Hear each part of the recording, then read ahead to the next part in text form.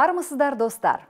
Тема сегодняшнего урока – көптік жалғау, окончание множественного числа.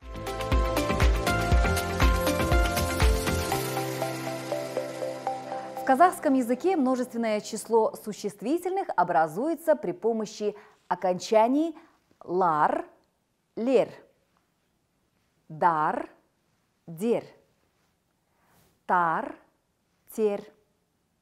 После сонорных л, ма, на, н и звонких ж, з добавляем окончание дар, дер в зависимости от твердости и мягкости слова. Мысалы: қалам, ручка, қаламдар, ручки, адам, человек, адамдар, люди, гүл, цветок, гүлдер, цветы, дүкен, магазин, дүкендер, магазины. После глухих согласных и звонких б, в, г, д добавляем окончание тар, тер. Мысалы: қасық, қасықтар,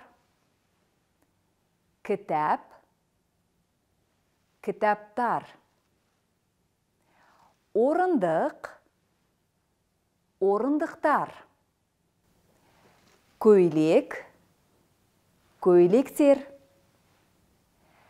көбелек, көбелектер. После гласных и сонорных р, у, и добавляем окончание лар, лер. Мысалы: алма, алмалар, бала, ребенок, балалар, дети, үй, үйлер, сөмке, сөмкелер. Обратите внимание, окончания множественного числа не добавляются, если существительному предшествуют числительные. Екі кітап, две книги, 14 күн, 14 дней.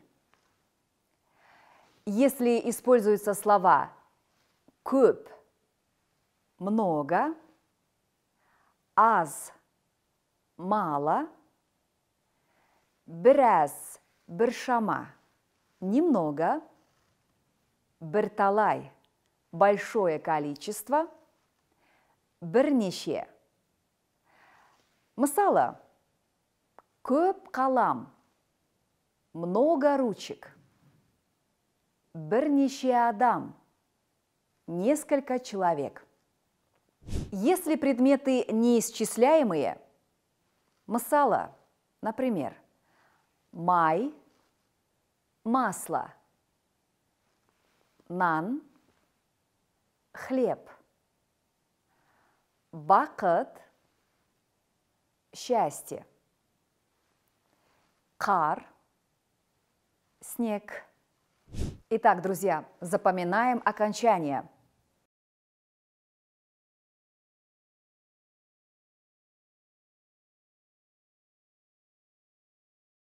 Друзья, на этом мы завершаем второй урок. Кездескенше. До встречи!